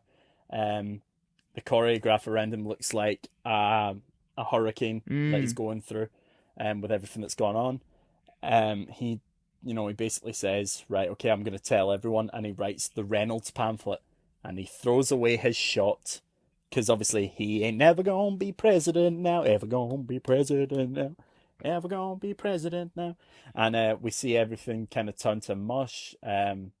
Eliza, no, not Eliza, Angelica comes back from London, all the way from London. Damn. And then she obviously sides with her sister, has a go at Hamilton kind of thing. There's a bit where you see everyone's reaction. So you see his son's reaction, who's reading the letter, and Mm. the three guys are standing around and being like, "This is your dad, ha ha ha." And then you see Washington's reaction, even though that might not be their actual reactions because they might not um actually see it. But I love as well that he gives the conductor one of the pamphlets. He's when it's like at the end of it, he's like, "Have you read this?" And he hands it to the conductor. I think That's it's funny. class. I actually didn't catch that. Um, One thing I did yeah, think though is with Angelica, I'm like, how hypocritical are you? yeah, I yeah. was just like, She's just what? jealous that it's not her. Yeah, Yeah, I yeah. think she's more jealous it's not But her. she passes it off as, oh, I'm so loyal to my sister that Yeah, and all this stuff, and I'm just like, you're the one who was more or less wanting to go behind her back with him. So I was like, yeah, oh, that's a bit shady. yeah. So then we get one of the big emotional songs of the show, "Burn." Heartbreaking. Like the whole thing is just absolutely heartbreaking. It's Eliza singing about how, you know, how she's taken herself out of this. She doesn't want any part of it. She's had enough of him, kind of thing. And Yeah, then there's stuff like, "You've flown too close to this. Yeah, you've flown too close to the sun," which is obviously what Alexander's done. yeah, yeah, Even the line, "You forfeit all rights to my heart." Oh, it breaks you for a yeah, person to get to that point. So anyway, we then move on a little bit. We get Alexander's son Philip, who he's shown to be really cocky. He probably should talk less and smile more. Um, You're not and wrong. we're told, yeah, and we're told he's gonna blow us all away. So he hears that this guy called George Eaker has been slagging off his dad. He goes and challenges him to a duel, and gets critically injured because Yep. George Eaker shoots on 7 and not 10. I actually have some historical input on Oh, this. okay. Apparently, George Eaker was said to have said the reason he shot on 7 was because he misheard whoever was doing the countdown. Oh, So really? he didn't when they have these duels, they don't actually mean to kill each other. They just they're trying to wound each other more than anything. Um, and he ends up uh, killing Philip Yeah. through the song "Stay Alive," "Stay Alive" reprise. And I can tell you from being in the theater, you know how the scream she does at the end Oh, yeah. when she does it, that rips through the theater. Like honestly, you could hear a cockroach fart. Like it totally like rips Sorry, through I the didn't theater, think you were and gonna say that. everyone's like, I "No," was gonna but say, it totally. I thought it'd be really harrowing, and I could totally imagine that Oh, it is. everyone would just be like, almost like an intake of breath of, like, at that moment. Yeah. So yeah, I can imagine there'd Because you be. don't know where any of this is like, because obviously he's not a well-known, like obviously that's why the musical's written. He's not a Yeah, I well-known mean founding that's father. That yeah, you don't know where it's going. You don't know where any of this is going. yeah, exactly. It's one of those things. Although it's more or less a telling of his story, and it's based off of historical fact, because he is such an unknown founding father of America, that is it's like been completely overlooked. You don't actually know what his story is, so you don't know what's gonna happen. I certainly Yeah. didn't. Yeah. So anyway, we then get the song. I love this song as well. It's "Quiet Uptown." You can see that she can't, Mm, even still, she can't take Alexander's hand this is really or do anything. emotional. But as we go through the song, we can see how much it's really affecting the two of them, and then eventually they do reconcile. Yeah. Um, and they're not they realize obviously it's going to be hard, but they are going to move past this. So then we get the can we get back to politics, please, yo? We move on now. Obviously, I found that really funny. I don't know what you thought. It's like the election of 1800. Can we get back to politics? And James Madison comes through and he's like wiping his eyes and stuff because it's sad. No, sorry, that's not even what happens. Jefferson comes through and he's like, "Can we get back to politics?" And then Madison's wiping his eyes and he's like, "Please." I actually don't really remember that bit, to be honest. Didn't notice that. Oh well, that's one of my favorite bits. So then we kind of see that it's now Jefferson versus Burr. Between like to decide who's going to be president because John Adams has stepped down. Yeah. And I don't know why, but I really love Hamilton's entrance in this song. Like it's so like, yo, the people are asking to hear my voice. Yeah. Like, it just and comes he's up like on the because it builds. balcony. Yeah, because it builds and it's like Jefferson or Burr, we know it's lose, Jefferson or Burr, but if you had to choose, and it's like, dear Mr. Hamilton. So everybody's wanting to know who he's going to vote for. Yeah. And it builds, and then it's like I can imagine him like jumping into the scene more than anything. So they now both need Hamilton. He picks Jefferson because at least he stands for something, which is obviously the theme of the show. Yeah. That he doesn't like. The one thing he doesn't like Burr is because he doesn't stand for anything. Yeah, because this is the thing that I found interesting. Because some people would say, "Oh, he was meant to be his friend, so you'd think he would back him." Yeah. But he has a very valid point, and as you said, it's one of the main driving forces for Hamilton is to stand for something. And although Thomas Jefferson might not stand for the same things as what Hamilton would stand for, at least he does stand for something and not just for a vote. So he does. So his vote and his backing is valid in that sense. Yeah. So we then kind of see that this is the last straw for Burr. You can see through the acting that he's heartbroken. Yeah. And we get the song "Your Obedient Servant," where it shows that him and Hamilton writing back and forth to each other. Burr basically saying, "Look, you've annoyed me. Why? Like, why are you doing this? Why is it always you?" So he's had enough, and he challenges him to a duel. So pretentious. Which is where my A. Ham hat comes from. I love the Burr, your grievance is legitimate. No, what's it he says? I don't know, but it gets to a point where he's like, here's an itemized list of 30 years of disagreements. It's like, right, okay. And what I found funny about the staging of that is that it was just like a big long list of paper going. It wasn't just like one or two sheets. It was just like sheet after sheet after sheet after sheet getting handed to people that would then go into him. And I'm just like, that's really funny because it's like insinuating that there's a very, very long list. Yeah. So Hamilton writes his last letter in a rush while Eliza tells him to go back to bed. So we get Best of Wives of Best of Women is the name of the song. And, this is the last time that Hamilton actually they see each other alive, and that's their kind of like parting is that. So Burr and Hamilton travel to New Jersey because everything is legal in New Jersey for the duel. Yeah.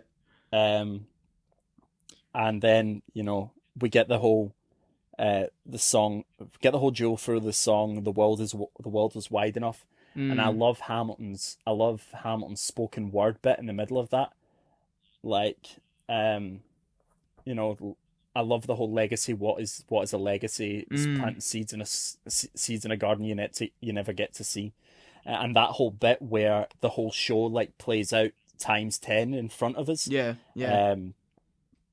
And some of the shooting, like, I mean, not shooting as in the gun, but shooting as in like the camera angles on it are incredible. Like, see that shot where Eliza appears and then she walks off and it's just Burr, and the way that that's like shot.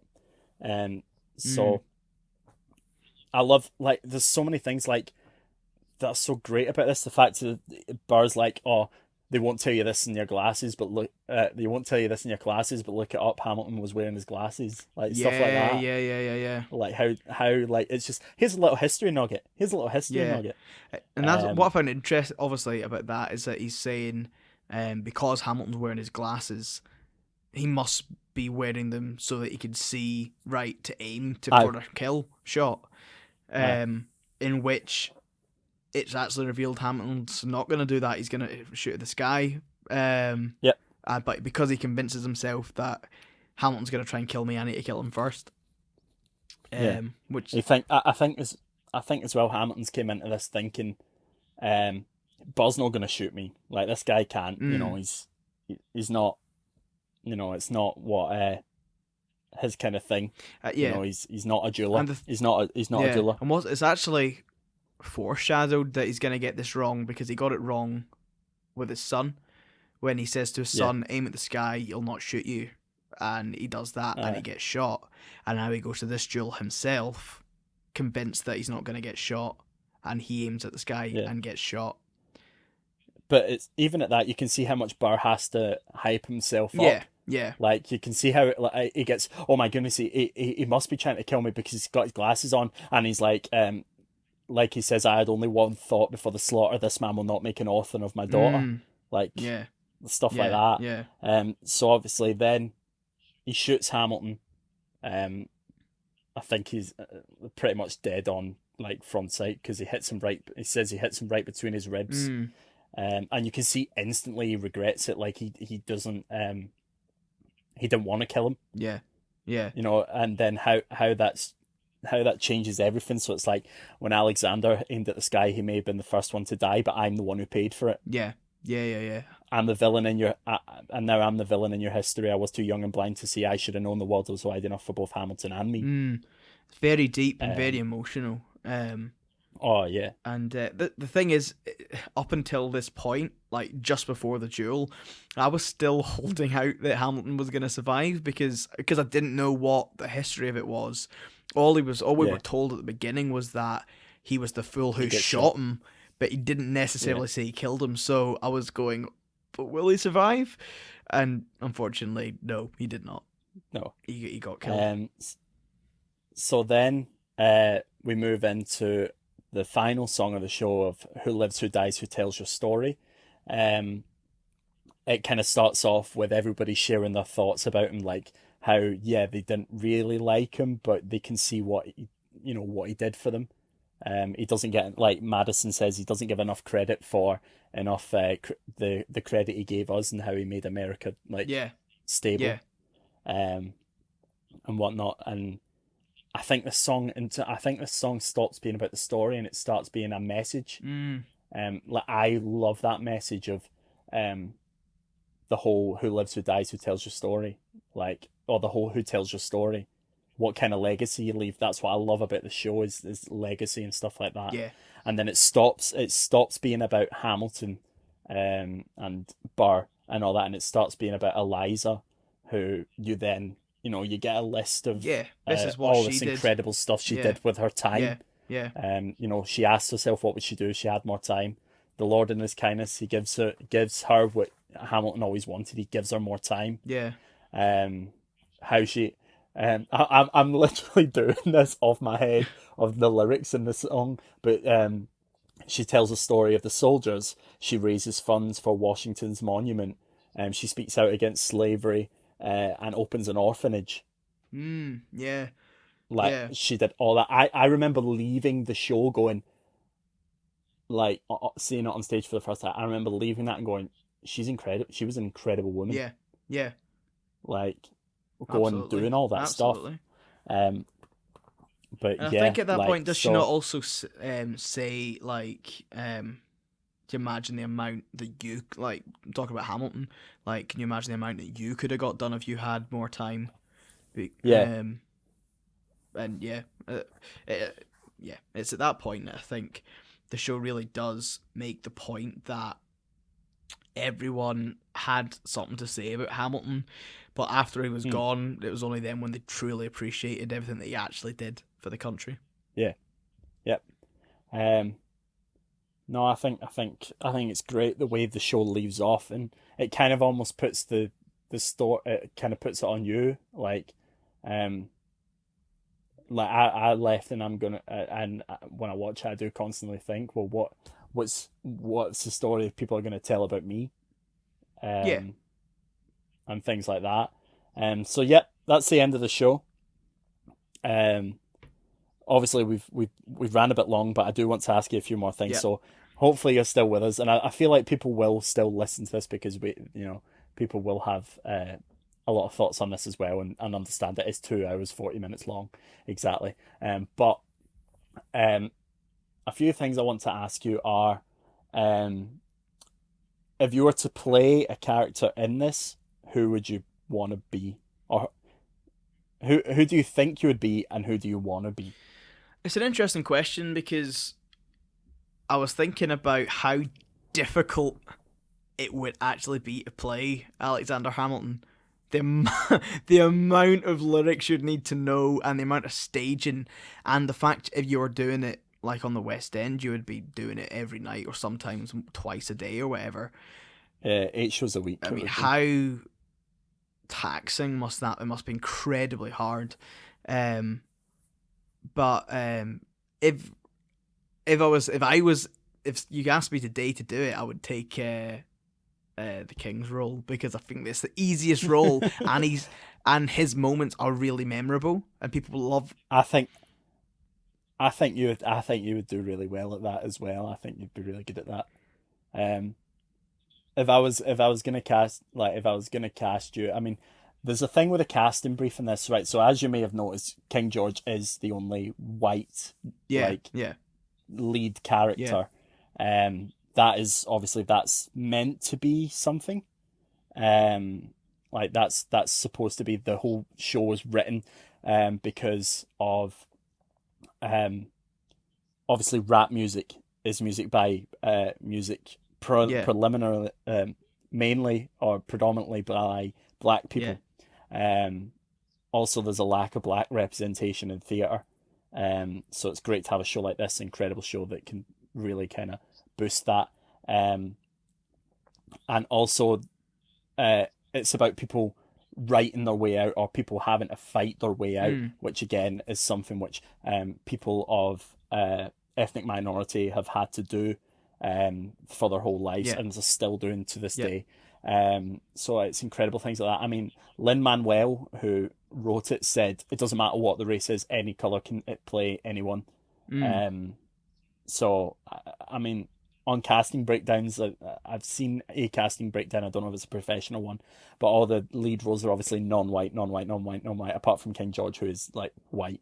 Um, and I'm not complaining. Like, I would love to. I mean, I've got a feeling if you do this show unprofessionally, you could do it, and it wouldn't matter what race you yeah. I are. don't think there's But professionally, anything in the show which really touches on race. no, no, no, no. It's but I do appreciate that. I, as a as a white man, should not be in the running for that in a professional capacity. Yeah, It should go to a black actor or an Asian actor yeah, or an actor of a different, because that's who it was written yeah, for. Um, but I would love, I would, saying all that, I would probably have put you as like a Burr. I think in terms of like range and stuff, I think it's really good for you. I personally would love to like I would love to be Hamilton, and I would love to play across you in that sense, because that's something we've never actually done. no, When no, we've not. in the two shows we did, one you played, one of them was Hairspray, where you played Tracy's dad, and I played Link, so there wasn't really anything No, yeah, there like was no that there. real. I can't remember if we And had then any interaction, to be honest. If we not did, really, I maybe had one yeah, I don't scene, really remember now. and then in Fame, where you played Joe Joe Vegas. and I played Nick, and there wasn't really. I think maybe we had like again maybe like two scenes Yeah. together, um, but yeah, so that would be really cool. Um, so the next thing I want to ask you then is, can you give me? It was going to be top 10. Can you give me your top 5 songs at this moment in time? Because I guarantee you,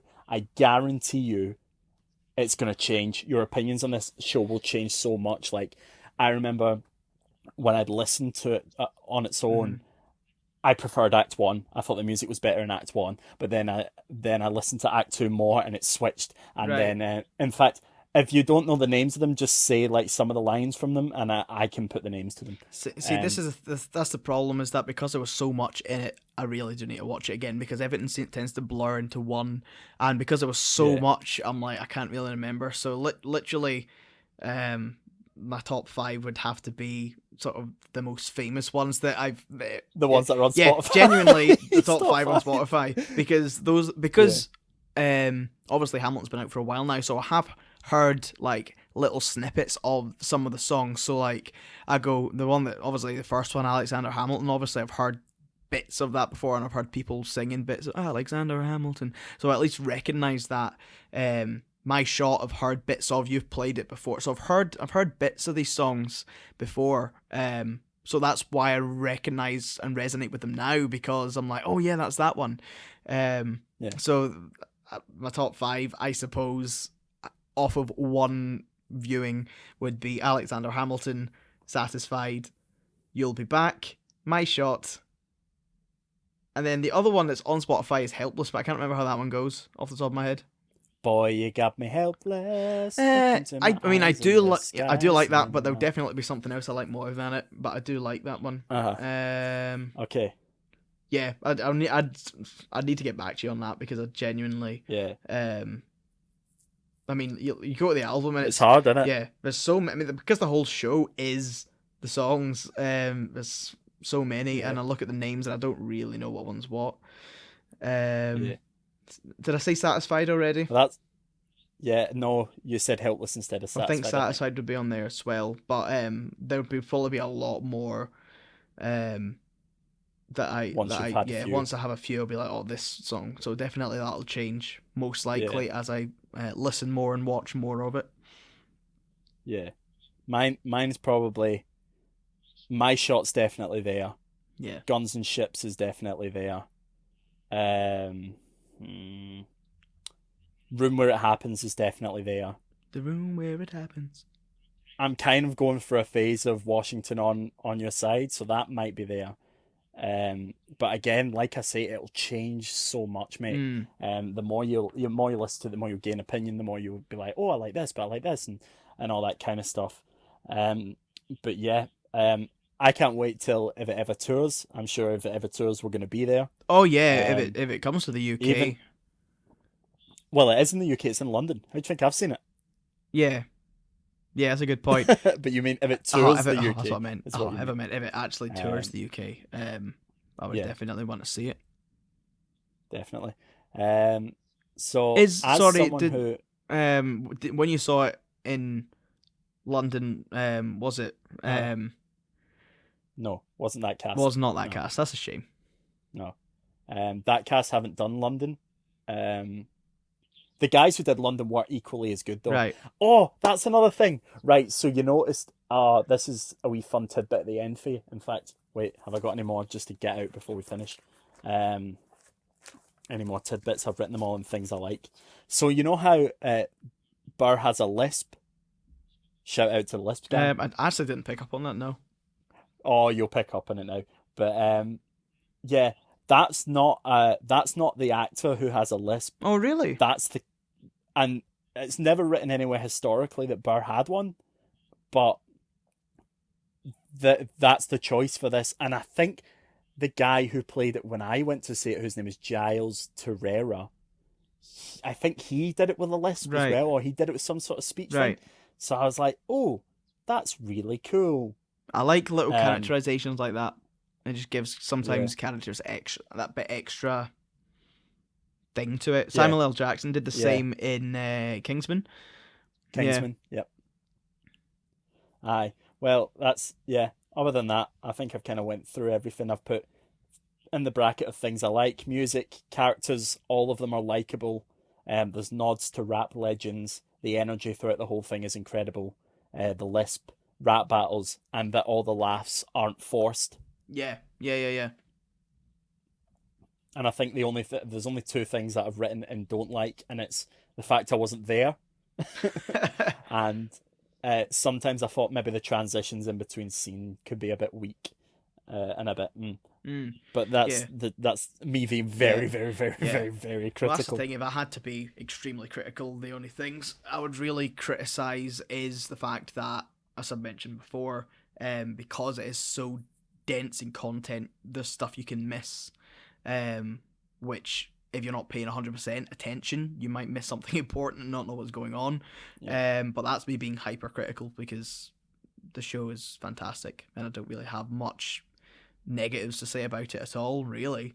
Yep. Apart, like you say, it's quite long, but that's just kind of typical for that kind of show. That's a So show yeah, length though. so Yeah. it's nothing I can. It's not a negative. So yeah, We we have a lot of friends who haven't seen this. yeah. What would you say to them right now? I mean, I think you've touched on it before. You spoke about it before. It really does depend on the person. Yeah. Some people, and many people will love it and think it's fantastic. Others, depending on how much they'll be able to follow spoken word and rap throughout the whole thing, and having to sort of pay that much attention to it, might not like it as much, because you really do need to focus in. You can't just chuck it on and kind of follow it. It's like you need to be in it. Yep. But that being said, yeah, I would recommend certainly giving it a watch because I think it's fantastic. The only thing I could say is that it depends how badly you want to see it for real, because you'll agree to see it live would obviously be so much better than watching it on Disney Plus. So to see it live would be I just think that with theatre in general. Yeah. Oh yeah. With theatre in general, that's the yeah. appeal. So obviously it would be better to see it in the theatre, and I'd love to see it in the theatre. But I would still. And you will. Here's 2 tickets. No, I'm kidding. That would be so nice. I don't have that kind of money. However, I would still say it was done.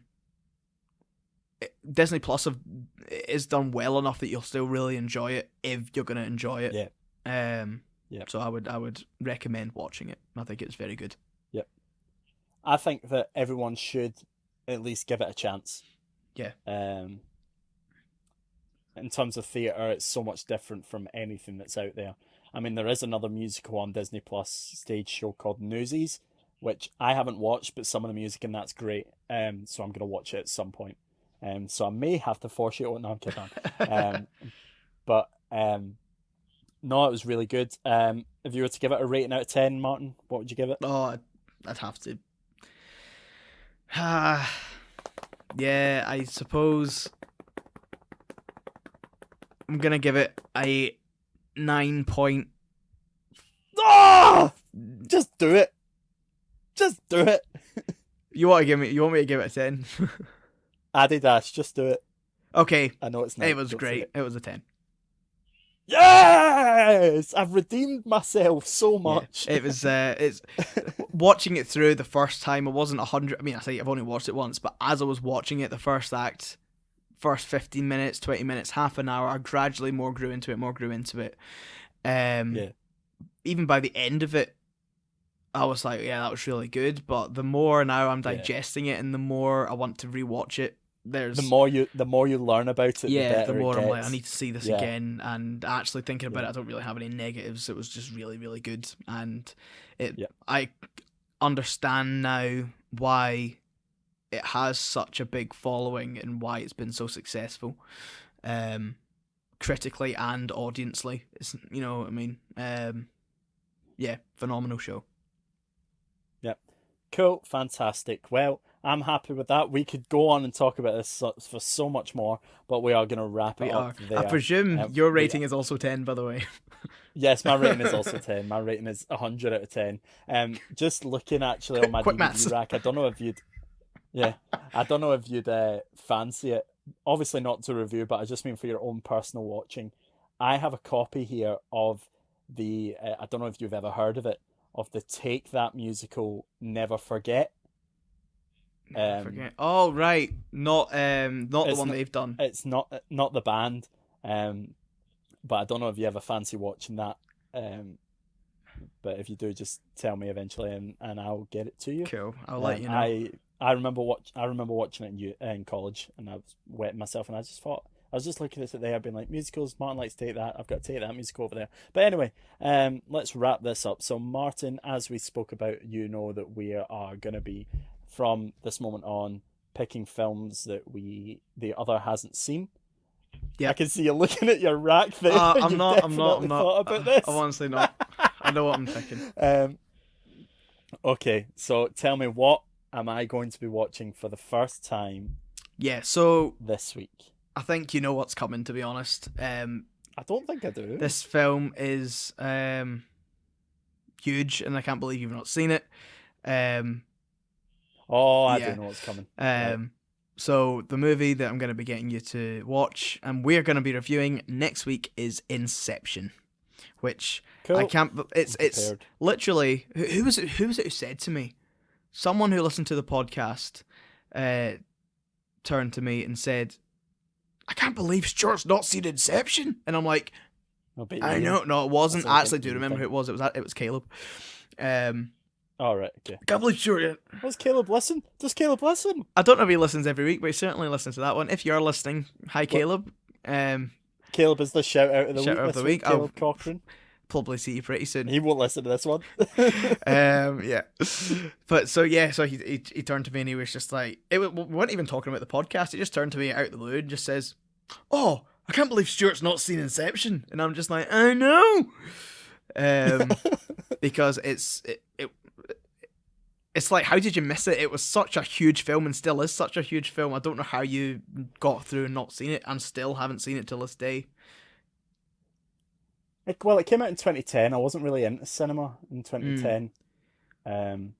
See, this is kind of what I'm disappointed about. I just never picked because I would have rather have done this in the cinema with you, because it was due to come out, and it probably will still come out in the cinema when theaters go back. You would have rather been there with me. And also I feel, you'll probably see once you see it, but I feel this film would probably benefit from being seen first time on the big screen, the way it's shot. But however, because I don't want to right now pick a really obscure film that nobody's going to be interested in. Oh, well, I was going to give you a French film from the 1970s. Could you imagine that? Suddenly it's like, and we're going to watch, I know you might have seen this, but if I turn around and said, oh yeah, we're going to watch the original version of A Streetcar Named Desire, black and white movie. I've not watched it. So we're not going to be doing that. We'll be doing Inception.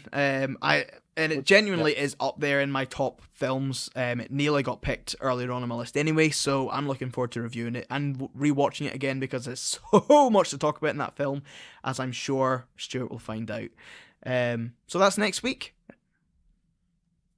Yep. Thank you for sticking with us for almost 2 hours now. We told you it was going to be a long one in the beginning. It could have been even longer. Yeah.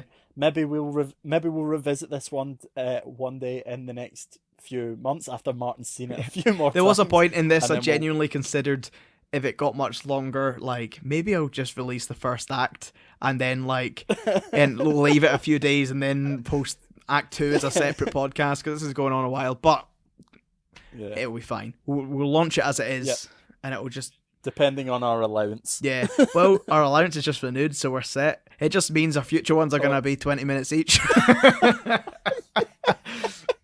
It's alright, we've hit 2 hours now on my recording. But there is a bit of editing there, so it might only be like 30 seconds of editing and whatnot, but hey ho, good luck to you, sir.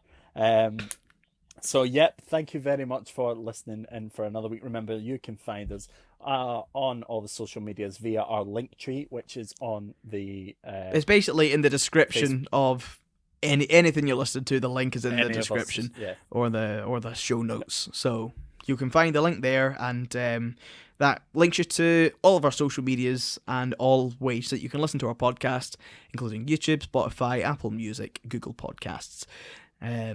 So check us out, and please get, if you're listening and you've not already liked our page, any of our social medias or followed, please go and give us a like. It'll be a huge help out to us, and it also means that you won't miss when we release our podcast, so you'll be able to keep up to date.